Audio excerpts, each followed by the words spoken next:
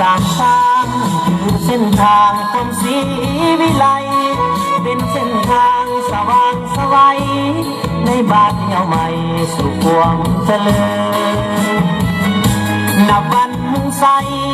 สามสางก้าวไปสู่เส้นทางเดินพร้อมเพียงใจทุกเผ่าก้าวเดิน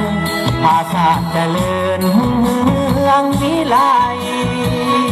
เวียงานสามทางคือเส้นทางเล่าเมืองศรีทุกเผ่าชนร่วมสามัคคีมีคนกำลังกาศาสตร์เข้าไปที่ผูกมวมแห้งภาษาเข้มแข็งก้าวหลักใสภาพนำพาสองยังทางให้สามสามก้าวไปบ่ได้รอท่าที่มา